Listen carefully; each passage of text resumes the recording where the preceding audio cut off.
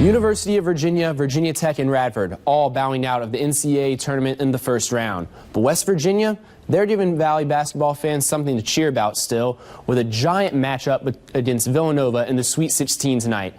The Mountaineers, though, not able to pull off the upset. Villanova goes on a big run in the second half to erase a 5-point deficit and take this one 90-78.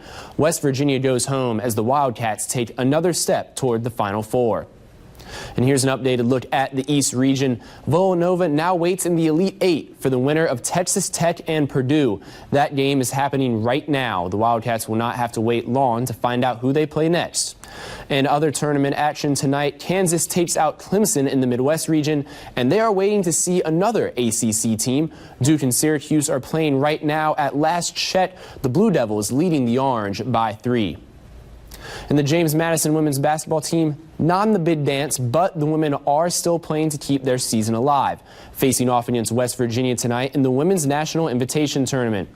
First quarter here, Mountaineers grab the lead. Tiana Muldrow is able to get the three-point play off the miss. WVU goes up 6-2.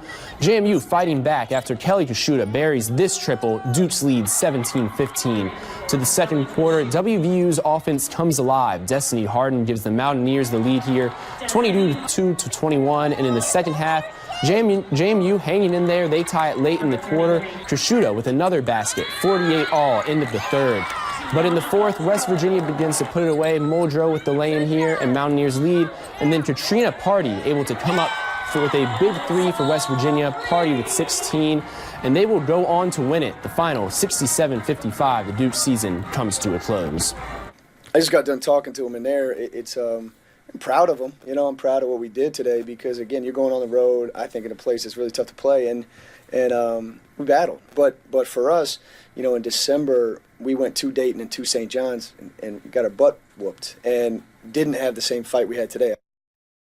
To the diamond, JMU baseball beginning a 3-game series with Elon. We're starting off here with some nifty defense. Elon tries to lay down a bunt, but Colton Harlow gets to it, throws the runner out behind the back, earns some oohs and ahs from the crowd. Later on, with the score tied at 3, a deep fly ball to right, possibly a home run. Elon robs it, though.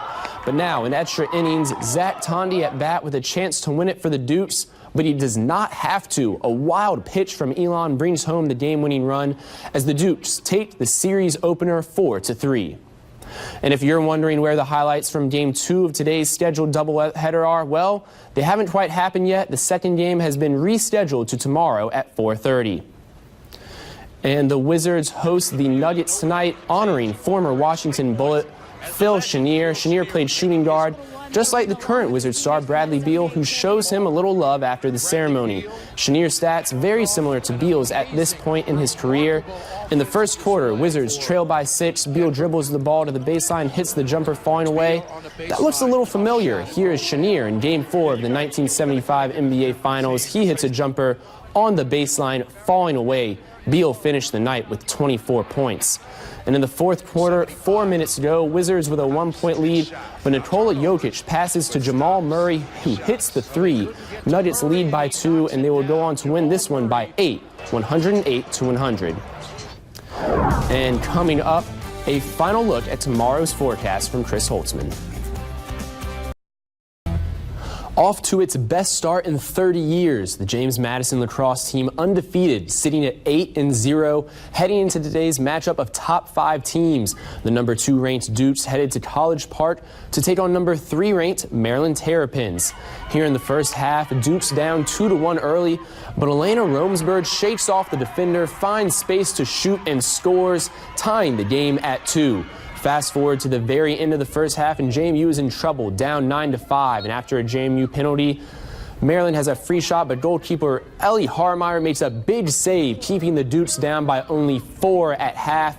But in the second half, Maryland moving the ball around here before Caroline Steele shoots and scores to make it 10-5 Terrapins.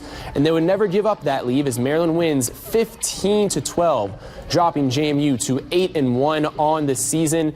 And right now over at Veterans Memorial Park, James Madison in Game 2 of a 3-game series with Elon. The Dukes took the first game yesterday in extra innings, and we will have this score for you tonight at 11. And tomorrow, Game 3 of the series at 2:30. Tune in for that news at 11 to find out if the Dukes got it done today or if tomorrow will be the series deciding game. Staying at Veterans Memorial Park, the JMU softball team taking on Towson in a doubleheader. They took the first game in dominant fashion, a 9-0 win for the Dukes. And now for Game 2, we start off here in the first inning. Dukes at bat with the score tied, but not for long. Odyssey Alexander puts JMU on the board 2-0. Staying in the first inning, Dukes not done yet. Kirsten Roadcap hits a blooper out of the infield. Towson cannot handle it and it falls, letting Kate Gordon advance to third. Just a minute later, a wild pitch from Towson lets Gordon come home from third, putting the Dukes up 3-0. And this big first inning helps JMU win this one 10-5, sweeping the doubleheader. And there are noise and crowds at Veterans Memorial Stadium for games today, but it was a quiet morning at Bridgeforth Stadium as JMU football continues its spring practice. Today marks practice number 5 for Coach Mike Houston and the team. The Dukes continue to practice, hoping to work their way back to the national championship game for a third straight appearance. The day ended with competitive drills, pitting the offense against the defense in game situations. Houston had high praise for his offensive line a couple days ago, but he says now on the other end, the defensive line stepped up in response. E-line countered today and had a really solid practice, so I guess the biggest thing I'm pleased with right now is that there's competition. I thought we competed, you know what, and that's the main thing. We've got some guys that played back, but we've got a lot of new guys that, have to step up. And as of last night, Valley basketball fans are without a hometown team to cheer for in the NCAA tournament. West Virginia fell to Villanova, and the tournament now sits at just 8 teams left. Some Blue Bloods left standing in Duke, Kansas, and Villanova, but also a major Cinderella 11-seed Loyola Chicago still in the field. And Jared, I am no meteorologist, but I was out there at spring practice today, the softball game, and I know spring sports are sure not feeling like spring sports quite yet. Absolutely. It's definitely cold out there, and coming up, Mackenzie will... 3, 2, 1. Middle school girls from across Virginia gathered at James Madison University Saturday to learn about science. It was part of Expanding Your Horizons, a conference aimed at empowering young girls to see themselves in the STEM field. One of the girls who participated in the conference says it was a great reminder on what makes science great: failing. When you do fail, you know that you learned something, and there's always an opportunity to keep going. So there's never like, oh, you failed, you can't go anymore. It's over.